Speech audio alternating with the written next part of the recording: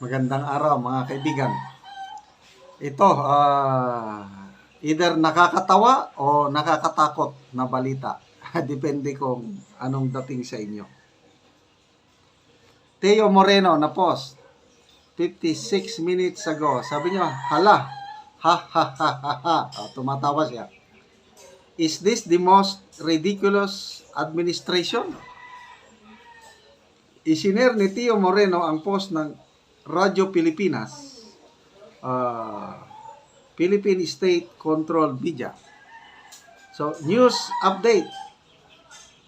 Pilipinas magpapatulong sa Interpol para mahuli ang mga vloggers at mga Pilipino sa ibang bansa na sangkot sa fake news via Dicky Zarate. Okay. Interpol.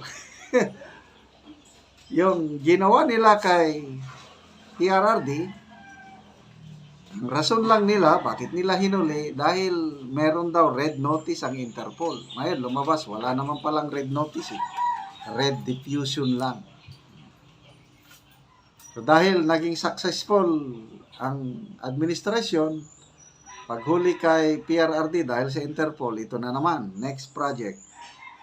Magpatulong sa Interpol para huliin ang mga vloggers o mga Pilipino na di umano nagpapakalat ng fake news. So ano, nakakatawa o nakakatakot? Tignan natin ang people who reacted. Dito kay Teo Moreno, 7,200 people who reacted. Yan, 7,000 tumatawa. So, this is more of nakakatawang balita. 92 lang ang nag-like. Ganon po, katindi ang reaksyon na kakatawa-tawa. Anyway, kung vloggers sa ibang bansa, sino ang number one na tinutukoy nila? Hindi kaya si Maharlika? Hindi kaya si Sassasut? Kasi si Sassasut nasa Beijing, China. Sino pa? Japan. Marami kasing mga vloggers, hindi lang vloggers, kahit yung ordinary lang na nagpo-post sa social media, sa Facebook. So, ito yung mga target nila. Okay. Pag-usapan natin si Maharlika. Mamaya na si Sassasut. America is an American citizen. Interpol. Request sila. So, ang Interpol naman, mag-coordinate sa US government. FBI ba o ano? So, ano sa tingin nyo? Gagayahin ba ng FBI o kung saan nakatira si Maharlika, Los Angeles Police ba, Beverly, o hindi ko alam kung saan nakatira. Gagayahin ba ng law enforcement agencies sa Amerika ang ginawa dito sa Pilipinas? Meron bang kagaya ng PNP doon na automatic, mabilis pa sa alas 4 aresto kagad? Ibibigay ba ng US government si Maharlika sa Interpol? Ano sa tingin? Ganon din sa China, Beijing, China. Nandun si Sassasut, nag-aaral. So, through the invitation of the Chinese government, scholar siya doon. Interpol, pasok! Ano? May magawa ba ang Interpol doon? Take the case of Russian President Vladimir Putin. May warrant of arrest sa ICC. Ano? May nagawa ba ang Interpol? Wala, dahil hindi nakipag-cooperate ang Russian government. Sa Israel, may warrant of arrest ang Prime Minister Benjamin Netanyahu. May nagawa ba ang Interpol? Wala. Kasi depende na yan sa Estado. Pag hindi nakipag-cooperate, kasi request man lang, it's just a request yung Interpol. Sabi kasi ng Pangulo, let's maintain our credibility or good standing sa Interpol. Kaya, nung nag-request sila through diffusion, huli kagad, mabango ang administrasyong ito sa Interpol dahil sumunod kagad But, sa buong mundo, pinagtatawanan tayo. Nakakahiya na maging Pilipino itong nangyari ngayon na ipinagkanulo ang isang Pilipino sa banyaga. So, okay, magbasa tayo ng mga comments. So, this is more of a nakakatawa dahil Desperado. Hindi ko kabisado yung kantang Desperado Kaya lang ito yung theme song nila. Trending Yam. Sabi niya, kumusta? Ay, hindi. Dito pala.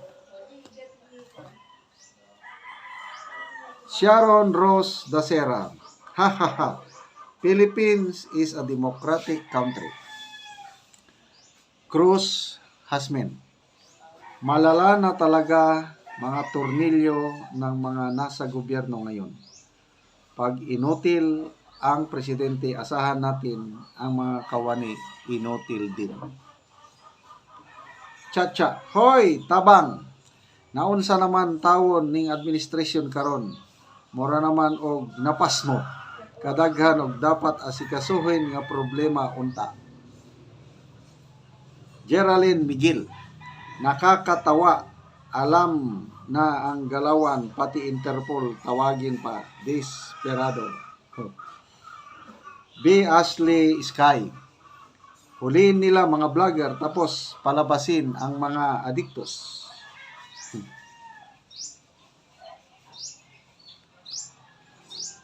Salski Orinabak, aba, puro sila ngagba.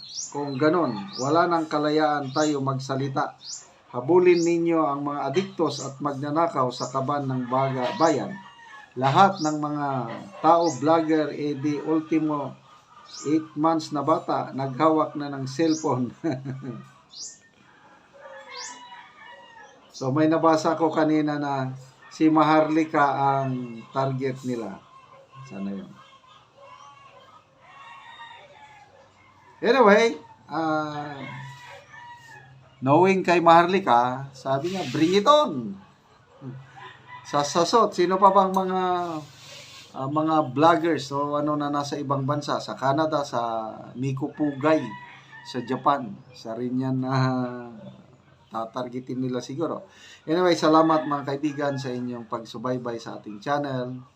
Nakakatulong kayo ng malaki sa tribong talanding ng Bukidnon.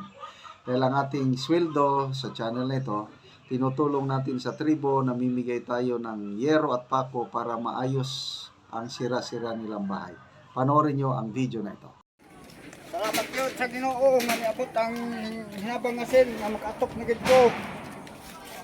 Wala nang tulo. Salamat yan kayo. Labi na sa tanaw ani nga nakakita sa among balay nga putlot. Patok mo karon. Oo, mo na niya ang natagaan na mo ugero. So akong salamat kayo sa nag-sponsor ani. so atong bisitawan ang ilang balay. Mo na ni ang natagaan na mo ugero ang kadako sa buslot sa ilang balay.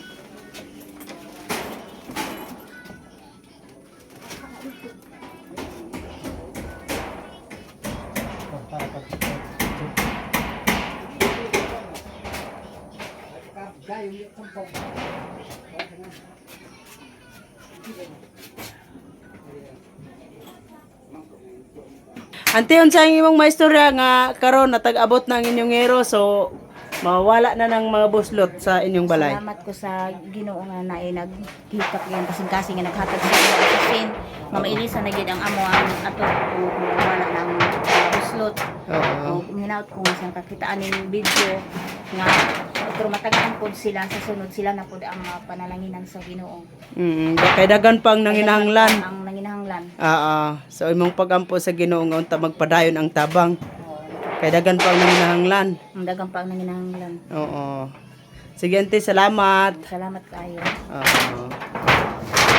So salamat kayo sa nagatanaw sa video o sa Ginoo nga natabangan ang among katribo labi na sa ilang nga kalisod sila o tuluan so karon maayo na ang ilang balay karon kay makaatop naman sila. So salamat, tinaot daw nga magpadayon ang inyong tabang kay daghan pa ang nanginahanglan. Salamat and God bless.